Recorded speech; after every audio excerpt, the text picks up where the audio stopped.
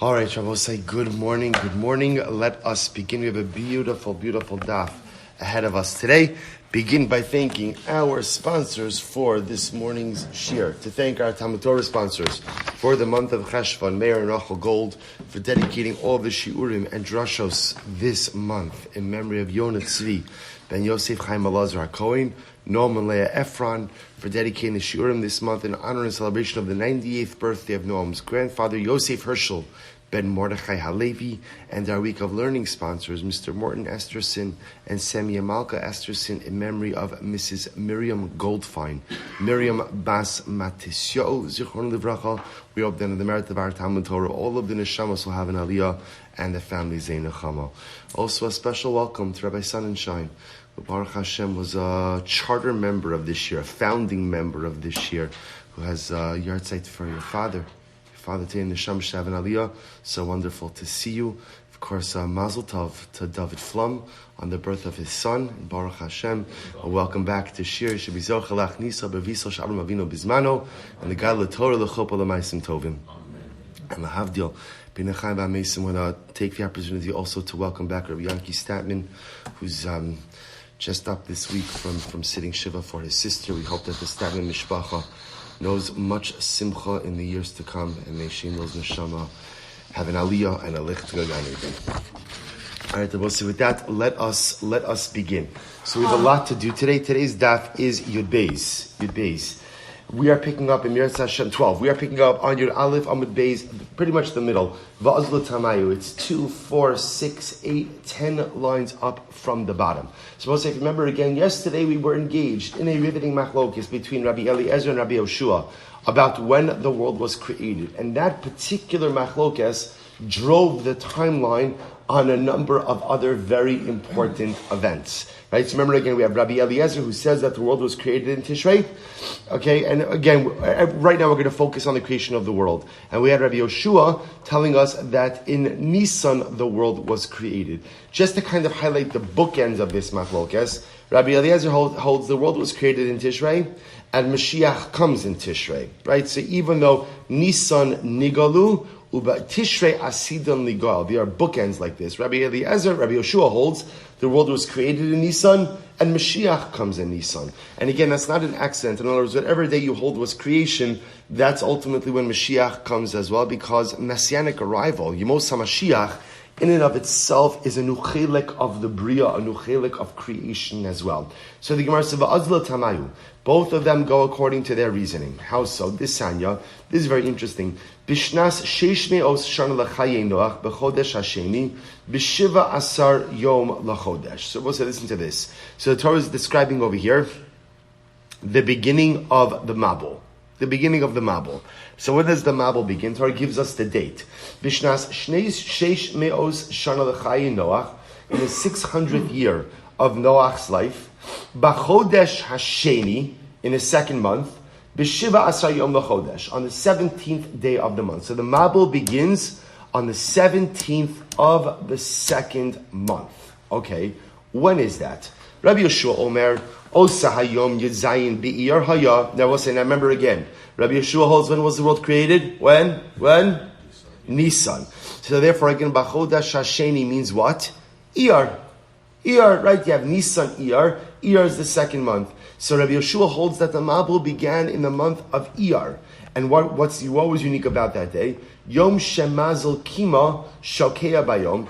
Now it's a day during the days of Iyar is when the Mazel of Kima is one of the Mazalos. So what the Mazel, the constellation of Kima, Shokea Bayom, is sets during the day. U'ma'ayonos misma'atim. And the well springs, right? The springs, the subterranean well springs are generally depleted or diminished. So therefore, here's what's interesting. According to Rabbi Yoshua, during this time of Iyar, there wouldn't be a lot of subterranean water. There wouldn't be a lot of subterranean water. So the miracle was what? Since the Dor HaMabul, the generation of the flood, they changed their ways. They acted in an abnormal fashion. Shina HaKadosh Baruch Hu Maaseh Bereshis. HaKadosh Baruch Hu changed the laws of nature. Ve'he'ela Mazel Kima Bayom. And instead of the constellation of Kima setting by day, HaKadosh Baruch Hu caused it to rise by day. V'notal Shnei Kochavim Mikima. HaKadosh Baruch Hu took out 2 stars from Kima. Ve'hevi Mabul Li'olam. And as a result of the removal of the 2 stars, the world was flooded. They will say, now, what does that mean? What does it mean stars flooding? So you have to go back to Bereshis. So remember again, I'll tell you something interesting. The first time I really understood you know how like your Baruch Hashem, if you have a child who comes home from school, so they're learning Parsha, and they come to the table with sometimes like with that binder, that big binder, and you have to put on a smile that you're very excited to see that, oh wow, it got so much bigger. That's incredible. Oh, we're going to do that all tonight. You say something for the Archim for this. So it's interesting. I remember one of my girls, she was learning Bereshit, so she was young, it was many years ago, and she was talking about the Rakia, and she defined the Rakia as sky divider. Like, who said sky divider? What is? It sounds like a character from Star Wars. What's the sky divider? What is that?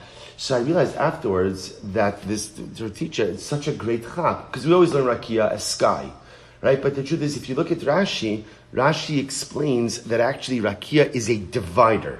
That the point of the Rakia was to divide between the Mayim Tachtonim and the Mayim Elyonim. Remember, the world was originally all water. Kadosh Baruch Hu divides it in the upper waters and the lower waters. And what's the divider? It's the Rakia. So in fact, it's not just sky, it's mamish a divider. So look what happens. This is fast. According to Rabbi Yeshua, the Mabul occurs in the 2nd month. Rabbi Yeshua holds Rosh Hashana, right? New year is Nisan. 2nd year is Iyar. Normally, if you're going to flood a world, where do you flood it from? Right? Where do you flood it from? From the bottom. You have waters already in the earth. The problem is that during the month of Iyar, there's less subterranean water. This is good to know. So what does the HaKadosh Baruch Hu do? Right? He causes the mazel of Kima to rise during the day. Stars go into the sky during the day. And what he does is he pulls out 2 of the stars of Kima. Now, what happens when you pull out 2 stars from the sky? What does that do? It allows the celestial waters to flow into the earth, thus flooding the earth. According to Rabbi Yeshua, that's how the Mabul occurred. Rabbi Elazar Omer, no. He says, Osa Yom Yuzayim Omer Cheshvan. No. Rabbi Elazar, remember, holds, when is Rosh Hashana? Right? Is Tishrei. And therefore, what's the Chodesh Hasheni? What's the 2nd month? 2nd month is Cheshvan. Yom Shemazel Kima Ole Bayom U'Ma'ayonos Miskabrim. Is it? I'm sorry? It's this week. Yud Zayin is this week. Yud Zayin is tomorrow. Oh boy, we better behave. Okay, so let's get this together. Right, all right, good. Wow, I didn't even think about that. Absolutely incredible. Right? I think it's tomorrow, Yud Zayin Cheshvan. I think today's Tesvav. Good. So incredible. Right? Thank you, Dr. Gavan. So Rabbi Elazar says that ultimately the Mabul occurred on the 17th of Cheshvan. Yom Shemazel Kima Ole Bayom. It's a day in which the constellation of Kima normally arises by day. U'Ma'ayonos Miskabrim, and there's plenty of subterranean water. Yud Beis Umitoch Sheshina Ma'aseyem Shina HaKadosh Baruch Hu Aleim Ma'aseh Bereshis. So what happened? Same thing. Because the Dor HaMabul acted in inappropriate ways, they acted in abnormal ways, right? They changed their behavior for the negative. Ultimately, again, HaKadosh Baruch Hu changed the normal order of Bereshis as well. And therefore, V'he'ela Mazel Kima Bayom, V'natal Shnei Kochavim, he took 2 stars, Kima came up by day, took out 2 stars from the constellation of Kima, V'hevi Mabul Li'olam, and he brought a Mabul. Now, both say, here's what's interesting. Both Rabbi Yoshua and Rabbi Eliezer agree so that HaKadosh Baruch Hu punished the world in a meshunadik way, with a change. The Dor HaMabul, they changed their ways, and therefore HaKadosh Baruch Hu acted with the shinui as well. According to Rabbi Yoshua, the shinui is that what? HaKadosh Baruch Hu caused the mazel of Kima to rise by day, even though it doesn't normally rise by day, during Iyar. According to Rabbi Eliezer, the shinui was, HaKadosh Baruch Hu could have flooded the world from where? From the subterranean waters, because there was enough water during Cheshvan. Ultimately, again, HaKadosh Baruch Hu did a shinui in that he flooded the world from above. Okay, the point of Rabbosai is you see that the fundamental machlokes in Rabbi Yoshua and Rabbi Eliezer manifests itself already in the beginning of the Torah. That when the Torah tells us that the Mabul occurred during the second month, Rabbi Yoshua understands that to mean Iyar, and Rabbi Eliezer understands that to mean Cheshvan. And again, the fact that they each interpret it that way flows into what we said before. Rabbi Eliezer holds that the world was created in Tishrei. Rabbi Yoshua holds the world was created in Nisan. Dramatic machlokes. So the Gemara says, Bishlam Rabbi Yoshua Hainu Dichsiv Sheni. So it's according to Rabbi Yoshua, I understand why it says Sheni. It says the second month. Ella the Rabbi Eliezer my Sheni, but according to Rabbi Eliezer, ultimately again, why does it say Sheni? The Gemara says Sheni Lidin, ultimately because it is the second month from judgment. That since judgment occurs in Tishrei, ultimately again, Cheshvan is the second month from judgment. Bishlam Rabbi Yoshua Hainu Deshina. So as according to Rabbi Yoshua, I understand ultimately the shinui. I understand how HaKadosh Baruch Hu was mishana. Right? Remember, like in say, in general, in divine punishment, there's always reciprocity. There's always midah kineged midah. Generally, HaKadosh Baruch Hu's punishments always somehow are reflective of the nature of the transgression. So I understand, we said that Dor HaMabul, they were mishana. They changed. They engaged in inappropriate or abnormal behavior. So HaKadosh Baruch Hu is mishana. HaKadosh Baruch Hu punishes them in a mishunadik way as well. So according to Rabbi Yoshua, I understand what that was. Meaning, HaKadosh Baruch Hu caused the mazel of Kima to rise by day. Elul Rabbi Eliezer, Maishina. But according to Rabbi Eliezer, ultimately again, what was the shinui? Rabbi say it's interesting. You see, I mentioned before, according to Rabbi Eliezer, the shinui could be that even though during Cheshvan there was enough subterranean water to go ahead and flood the world, HaKadosh Baruch Hu chose to flood the world from above. Apparently, the Gemara doesn't see that to be the shinui, right? Apparently, the notion of flooding the world from above was the appropriate way to do this, to demonstrate that this was a punishment from HaKadosh Baruch Hu. So if that's the case, if that's not the shinui, what was the shinui according to Rabbi Eliezer? This is incredible. Kidur Rav Chisda. Dharma Rav Chisda, beroschen kilkulu, uberoschen nidonu. Ultimately, again, the Gemara says that literally they sinned. Roschen abosa means boiling or hot. They sinned, we'll see what this means, with boiling or hot. And therefore, again, they were punished with boiling hot as well. What does this mean? Beroschen kilkulu ba'avera. So we'll say, here's what's interesting. They sinned. Literally, it means they sinned with boiling. They sinned with. We'll say this is usually a reference to immorality. Usually, this idea of beroschen represents the wasting of zera, the wasting of seed. They wasted seed, which often is referred to as in Chazal as boiling, as something hot, as something warm. Therefore, HaKadosh Baruch Hu goes ahead and punishes them with something boiling as well. So therefore, beroschen kilkulu ba'avera uberoschen nidonu. But it is actually quite dramatic. Apparently, according to Rabbi Eliezer, the waters of the flood, it's not just the pshat that they flooded the world, they were boiling hot. They were boiling hot to the point that nothing was able to survive out in the water. So the Gemara says, Ksiv hacha, it says over here, Vayishoku hamayim, that the water subsided. Uksiv hasam v'chamas hamelech shachacha. And it says over there by Megillas Esther, by Achashverosh, that after Achashverosh ordered Haman to be hanged, ultimately his anger cooled down. So you see the lashon, you see again, Hamas, anger, right, with the lashon of shachacha cooled down. So therefore again, vayishoku amayim, the water subsided, which means it cooled down. Why was the water boiling hot? So apparently again, that was a midah kineged midah, a reciprocal punishment, ultimately again for the nature of their immorality, for the nature of their avera. Pretty amazing. Tan Rabbana, the Gemara goes weiter. Chachmei Yisrael monin lamabul.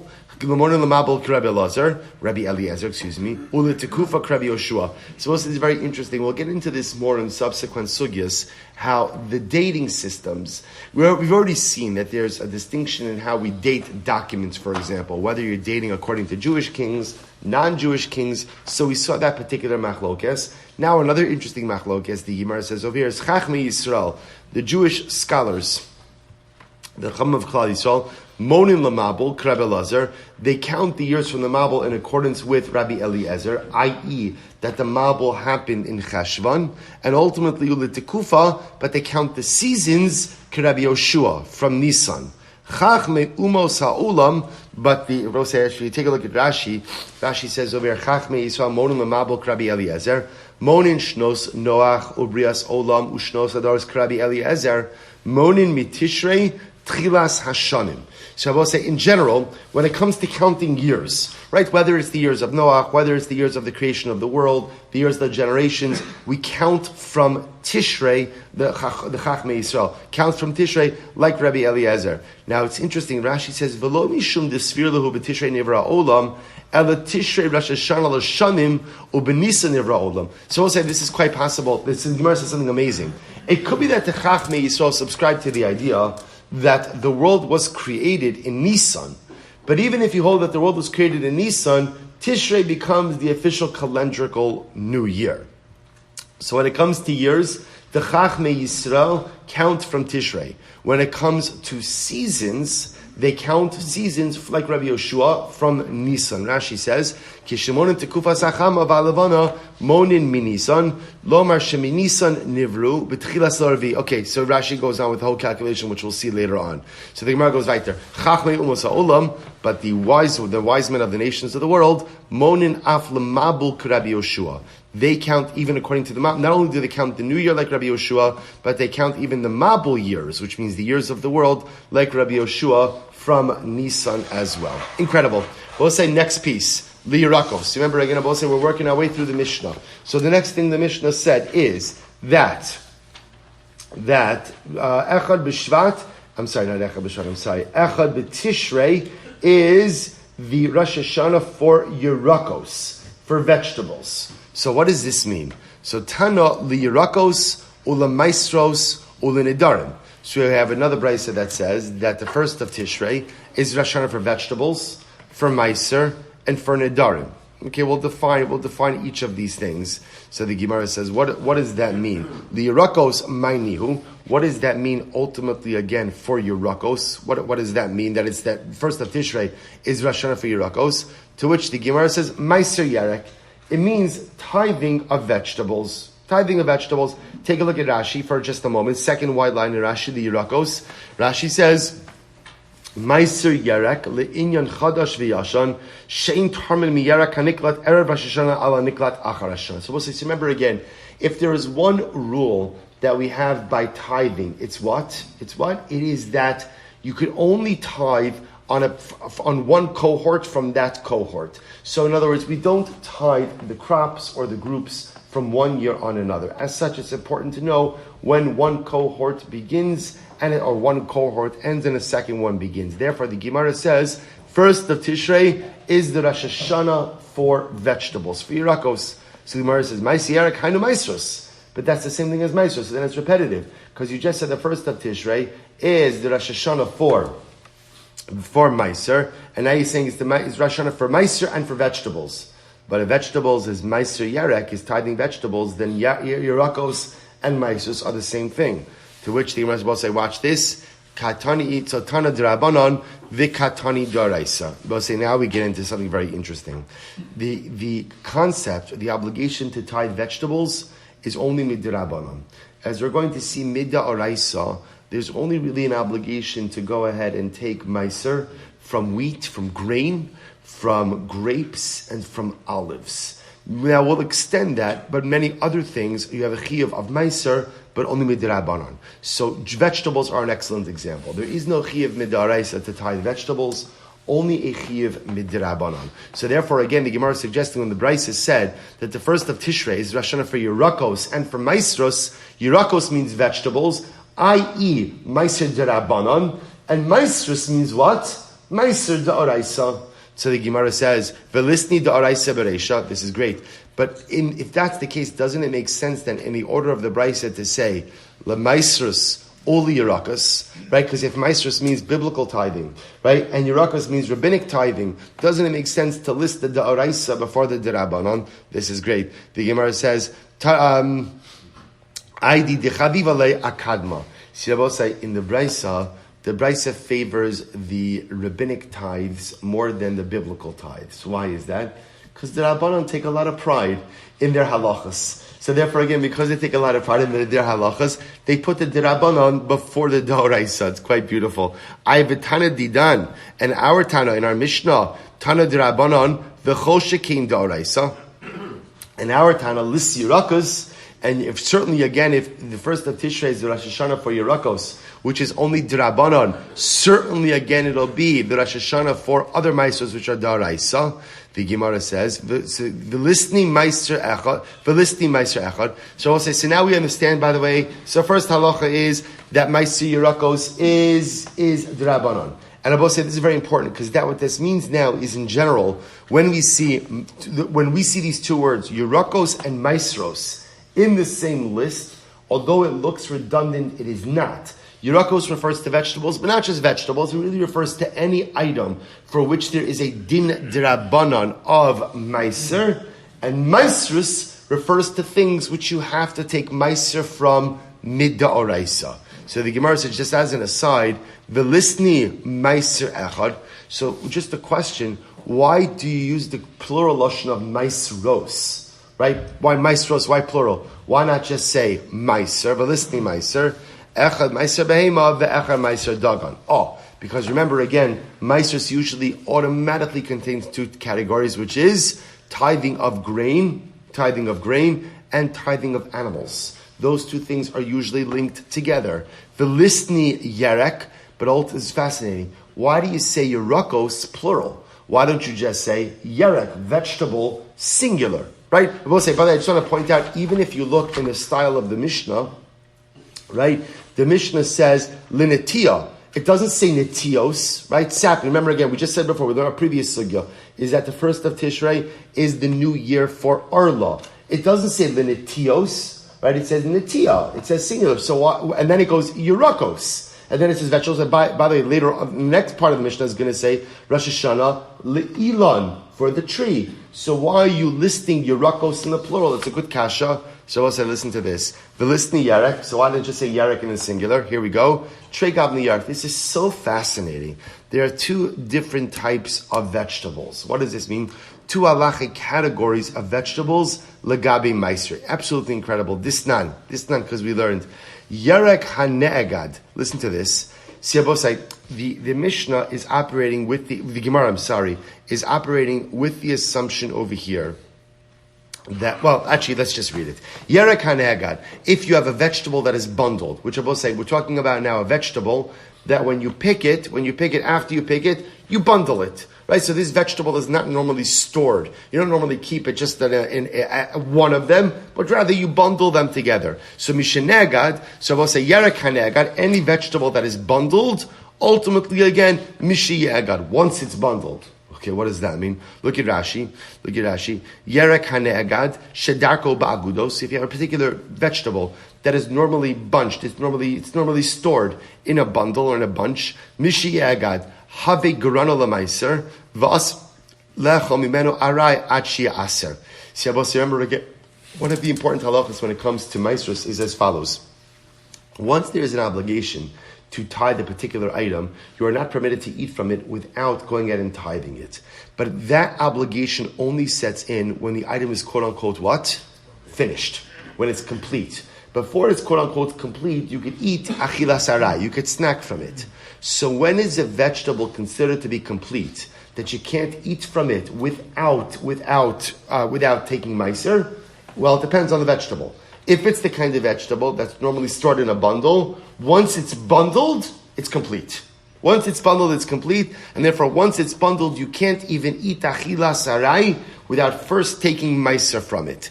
So the Gemara says, V'she'enu ne'agad, but if you have a vegetable, ultimately again, that's not stored in bundles. Rather, what happens? When you pick it, you put it in the basket, and when the basket becomes full, that's when we're done. Ultimately, again, once the kli is full, or whatever, once you're finished putting vegetables in the kli, then the vegetable is considered finished, complete, and you cannot partake of it without separating meiser. Look at Rashi. Not yet. So I will say, now what I want to point out is something fascinating, and we're going to come to this as well in a bit. According to both of these approaches, so first let me answer the question. Therefore, the Gemara says, when we speak about vegetables, we always refer to vegetables as yirakos, the plural. Why? Because the truth is, in the olam of vegetables, right, in the vegetable welt, right, there's two different types of vegetables. There are vegetables that are completed when they are bundled, and there are vegetables that are completed when they're put in the basket, and the basket is quote-unquote full. So two different stages of completion for vegetables. Therefore, the Mishnah uses the plural of yirakos. What I'll just point out is, according to both of these opinions, the tithing obligation of vegetables does not occur before they are picked. Now, this is going to stand in contradistinction to fruit. Fruit, we're going to see there's an interesting discussion that it could be that the tithing obligation, and we'll see the ramifications of this, is actually triggered by when the fruit blossoms and not necessarily by when the fruit is picked. We'll get to that. But I just want to point out, just by vegetables, at least right now, everyone is agreeing that the obligation for meiser only occurs once the vegetable is picked. Some it's picked and bundled, some it's picked and put in the basket. So Tana Rabbanan, Likate, because the Gemara is going to illustrate this. Likate Yarek Erev Rosh Hashana. If you pick the vegetable Erev Rosh Hashana, Ad Shelo Tavo Hashemesh, until before the sun went down. Look at Rashi just a moment. Likate Yarek. Tashmin the Yarek Basra Likita. So we'll say, here's that phrase. Underline that line. That by vegetables, the tithing obligation is set by when you pick the vegetable. I will say, quick crash course in just the timing of different tithes. Remember again, we operate on a 7-year agricultural cycle. Very important, right? So your Shemitah, we're going to see nothing applies on Shemitah. No meiser supply on Shemitah. So really the cycle is a 6-year cycle. Not every single tithe applies every single year. So just on a very simple level, the only model we need to know for now is on years 1, 2, 4, and 5. Years 1, 2, 4, 5. So this Truma always applies every year. Meiser Rishon, Truma goes to the Kohen. Meiser Rishon goes to the Levi. Those are going to apply every year of the 6 years, we're going to see. So years 1, 2, 4, 5, Truma Meiser Rishon. On years 1, 2, 4, and 5, you have Meiser Sheni. Meiser Sheni. So remember again, what's Meiser Sheni? It's yours, but you have to what? Eat it in Yerushalayim. So we'll say, just remember this. 1, 2, 4, 5, Truma, Meiser Rishon, those are always there. Meiser Sheni. Years 3 and 6 is again Truma, Meiser Rishon, but years 3 and 6 you have Meiser Ani. Meiser Ani. So the thing to remember is Truma, Meiser Rishon are fixed every year. What changes is the Meiser Sheni, Meiser Ani. So 1, 2, 4, 5 Meiser Sheni, 3 and 6 Meiser Ani. So the Gemara says, so now watch this. Says the Gemara, Tana Rabbanan, Likate Yarek Erev Rosh Hashana. So now you understand this case. You pick a vegetable, Erev Rosh Hashana, right? Achlo Tava Hashemesh, before the sun goes down.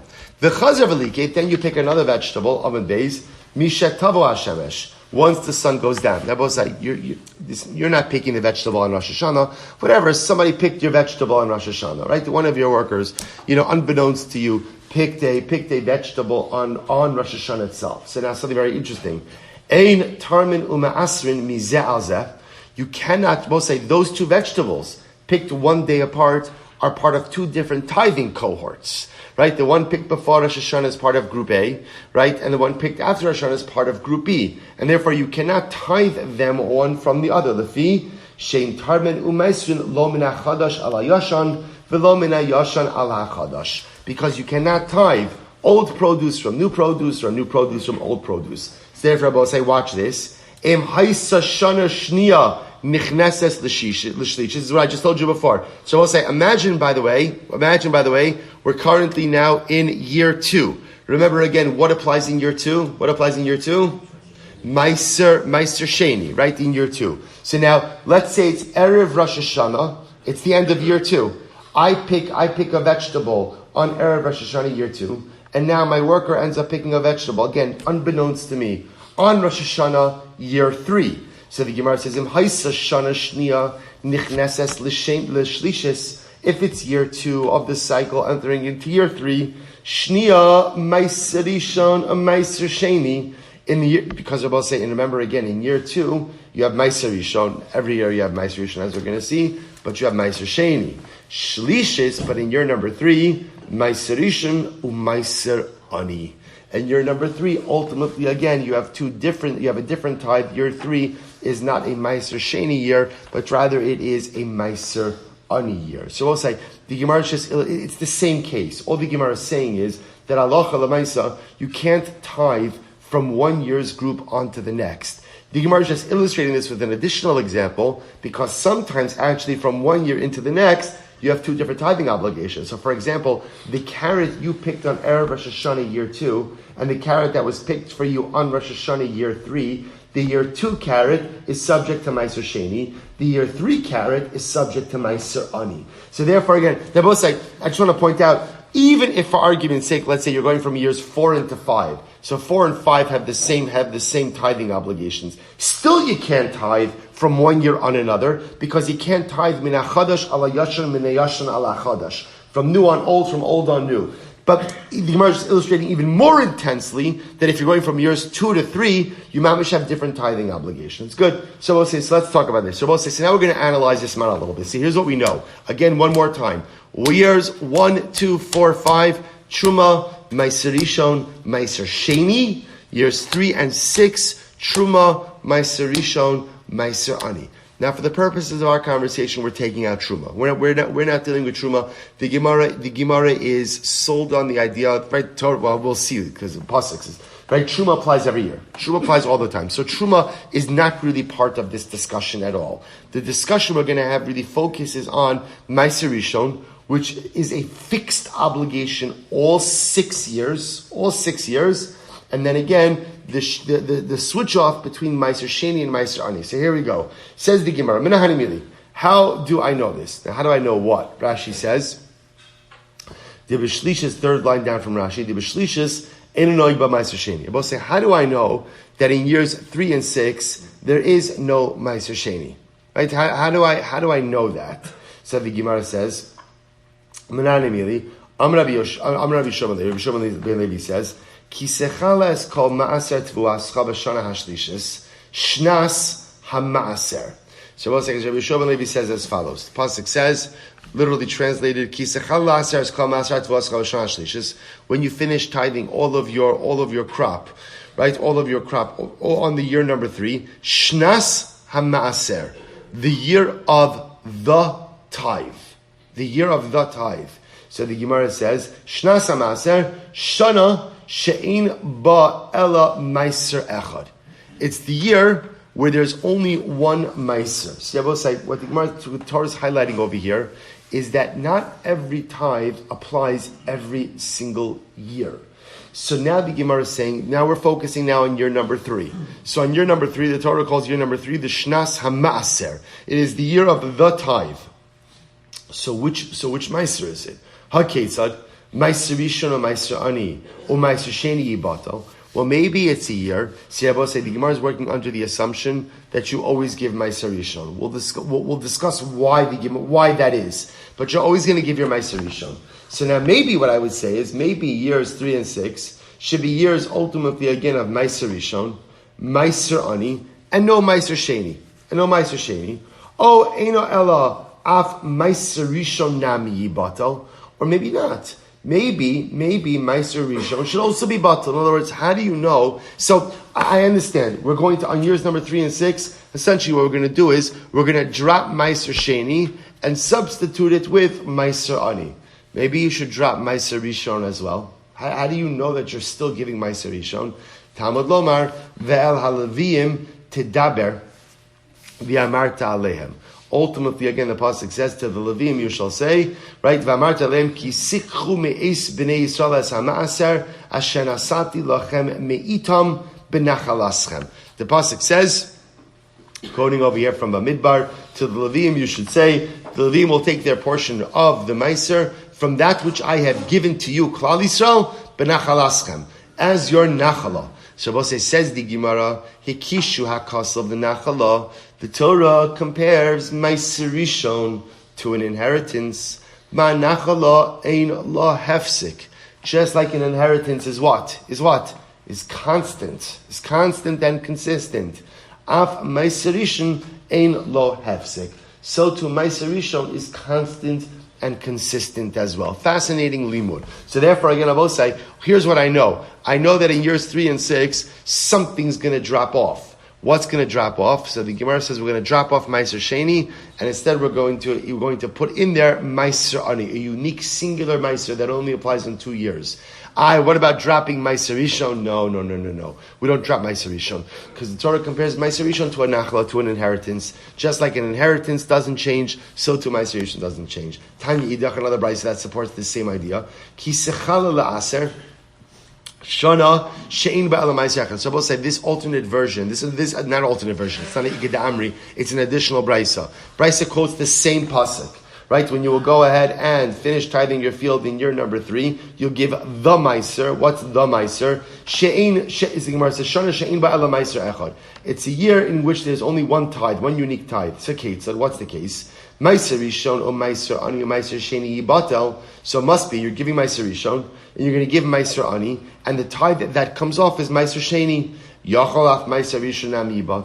Maybe you would say that Meiser Rishon, you should also not give Meiser Rishon during the first year, during the third year, Talmud Lomar, Uba Halevi. The Levi comes, which means what? Kol Zman Sheba Tein Lo. Anytime the Levi shows up, you give him. Which I will say, now, if that's true, that means Meiser Rishon applies when? All 6 years. All 6 years. Div Rabbi Yehuda. Rabbi Elazar and Yaakov Omer, Einot Tzarech. You don't even need that drasha. Hariyu Omer, Ve'el HaLevim Tidaber Ve'amarta Aleim. To the Levim you shall say, Ki sikhu me'eis b'nei Yisrael as ha'maser asher nasati lochem me'itam b'nachalaschem.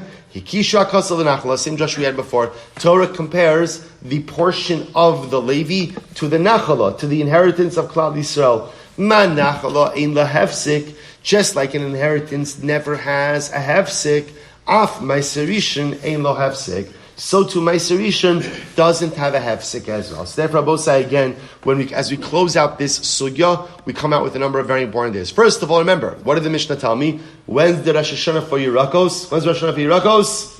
Tishrei. Why is Yerakos phrased in the plural? Why is Yerakos phrased in the plural? 2 different types of vegetables. So I'm sorry, before we get to that. That's number 1. Rosh Hashana for Maisi Yerakos ultimately is first of Tishrei. Number 2, the obligation to tithe Yerakos is D'Rabbanan. Again, we're going to get into that more in Yirtzeh Hashem, is D'Rabbanan. Number 2, when is the obligation to tithe vegetables? When is it generated? When is it generated? When the vegetable, when the yerek is complete. When is the yerek complete? 2 different types of vegetables. Some vegetables are complete when they're bundled. Those are bundling vegetables. And others are complete when they are placed in the baskets. Because there are these 2 types of vegetables, therefore, whenever you see vegetables referred to in the Mishnah and the Brisa, they're always going to be referred to how? Yerakos, in the plural. Because there are 2 different groupings of vegetables. I will say, what else did we learn from here? The tithing cycle works on a 6-year cycle. Years 1, 2, 4, and 5. Truma, Meiser Rishon, and then Meiser Sheni. Years 3 and 6, Truma, Meiser Rishon, Meiser Ani.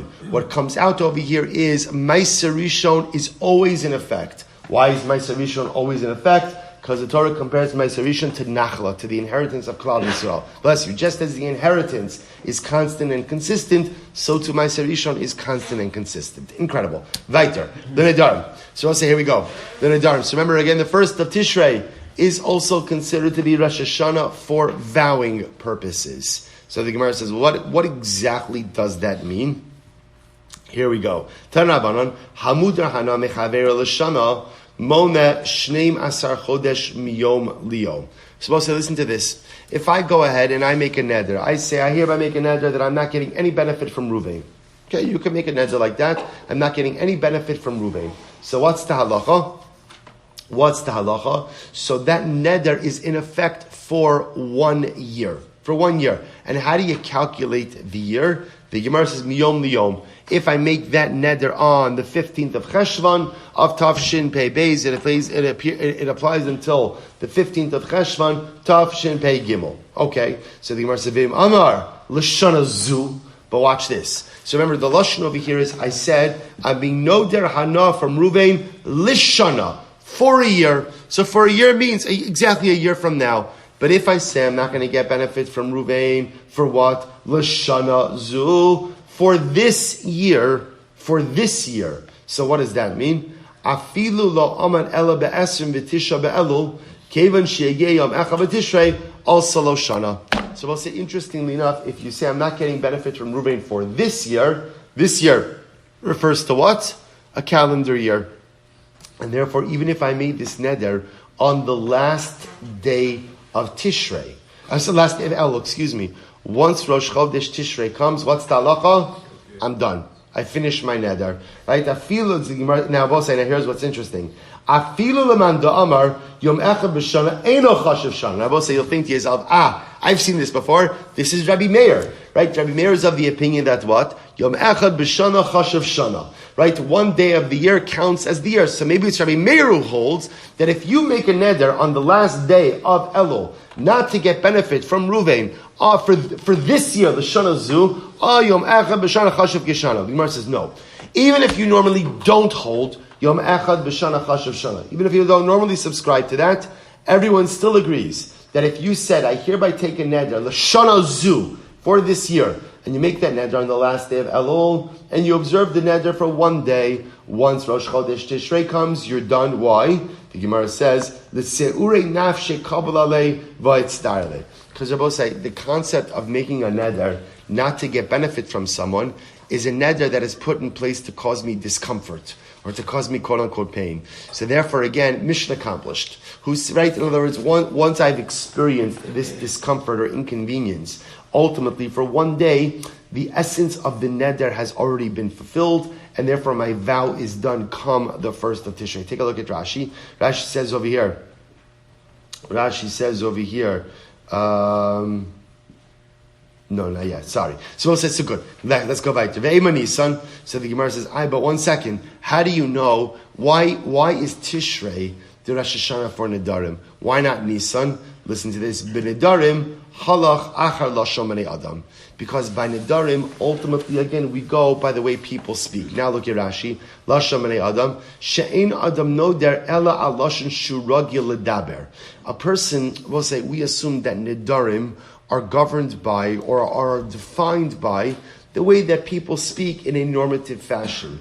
The derech b'nei adam likros tishrei Rosh Hashanah. Because I will say, interestingly enough, what when people normally speak about Rosh Hashanah, the new year, what are they normally referring to? Right? Rosh Hashanah, 1st of Tishrei. So then I will say, interestingly enough, the Gemara says, we're not wading into the machlokes, Rabbi Elazar and Rabbi Yoshua, about when the world was created. We're not getting into that. By Nedarim, we go after the vernacular, right? How do people normally speak? And since when people normally speak by Rosh Hashanah, they're referring to the 1st of Tishrei, that's how we go. Therefore, we'll say, halacha l'maisa, the Gemara says, if I take a neder not to get hana from Ruvain, and I say lishana for a year is calculated how? 1 year from the time of the vow. But if I say lishana zu, this year, then that is looked at as a normative calendar year from Tishrei to Tishrei, and therefore again, if I make that neder sometime before Tishrei, once Tishrei comes, the neder is done, even if I only observed 1 day. We'll say we'll start the next sugya a little because we have a few moments still. Which is a really beautiful idea. So the Gemara says as follows. The Gemara says, Tanan Hasam. So we'll say, let's analyze this a bit more. Tanan Hasam, we learned here. Hatil son misha titzmach. So we'll say, listen to this. Coming off of our vegetable sugya, right? So in the vegetable sugya, we established that when is the tithing obligation generated? When is it generated? When you pick the vegetables. Now again, maybe bundling of the vegetables, you go ahead or put the vegetables in the basket. But lamaisa, it's only generated once the vegetables are picked. Well, we are now going to be introduced into the dramatic, exciting, wild new world of tithing, is that it doesn't work that way for other items. Other items, their tithing year is often established by when they reach a particular level of maturation, even before they're actually picked or harvested. So, for example, the Gemara says, Tnan Hasam, Hatilson, fenugreek, Misha Titzmach. As soon as it blossoms, that establishes its tithing. And now you're asking yourself, what does that mean? You can't eat from it anyway, it's attached to the ground. What does it mean that establishes its tithing year? We'll say, why is this important? What does it mean to establish a tithing year? Because what did we just say before? 1, 2, 4, 5. What's in effect then? 1, 2, 4, 5? Truma? Okay, that's always. Meiser Rishon? Always. But what else? Meiser Sheni. 3 and 6? Meiser Ani. So we'll say, now watch this. What the Gemara is saying is like this. Halacha l'maisa, you have to know when the Meiser obligation is generated because it's very shayach that you could have maturation occur in one year, but what? Harvesting occur in a different year. And therefore, it's quite possible that Allah it's 2 different tithes that apply on both of those years. So, we'll stop over here. We're going to pick up. Tomorrow, we're starting with fenugreek. I know, it's hard to contain your excitement. But tomorrow, we're going to start with Tilson. On both sides, it's great because actually, a lot of times, a lot of these halachas of Truma, we call it Trumas and Meisers, but it's Meisers sometimes eludes us a little bit. But in fact, in Meir Hashem, we're going to be able to delve into it, really get a better understanding of it in Meir Hashem, and hopefully master these halachas. So we'll stop here.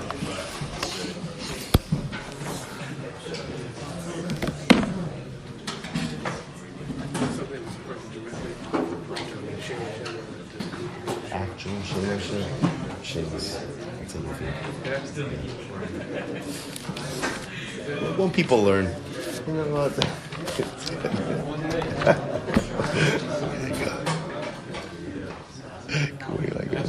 Of course. Have a great day, Dazra. Good to see you.